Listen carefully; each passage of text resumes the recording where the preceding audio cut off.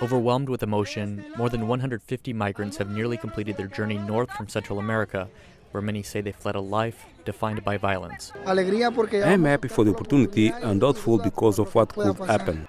U.S. law permits individuals to seek asylum, which is granted if they can demonstrate a credible fear of persecution. But upon arrival at the U.S.-Mexico border, the migrants' long wait continued. Immigration officials said the port of entry, which has capacity for about 300 people, was already full. They're just saying they'll handle the people when they have the capacity. But how can it be that the American government, the most powerful government of the world, and one of the richest, does not have the capacity to process 200 refugees, people who are very vulnerable? I don't believe it. Many migrants camped overnight with their belongings outside the gate.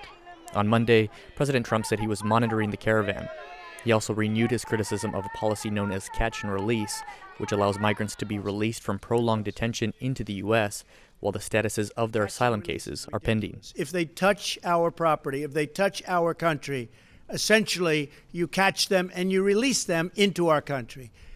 That's not acceptable to anybody. So we need a change in the law.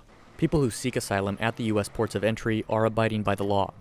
The U.S. Border Patrol, which monitors the 3,000-kilometer U.S.-Mexico border between the ports of entry, asks would-be crossers to avoid entering elsewhere. We understand that they have a dream, they have a need. There are laws in this country, we need to abide by them. We expect everybody that's coming to our country to abide by those laws, and we're here to enforce them. Among the caravan of U.S. asylum hopefuls, roughly half are minors accompanied by their parents. And not all think they will be granted asylum. Luis Pavon decided to stay behind in Mexico as his wife and daughter began the asylum process. I wouldn't be able to see my daughter again, but at least here, on this side of the border, I have the possibility of one day seeing her again. Ramon Taylor, VOA News.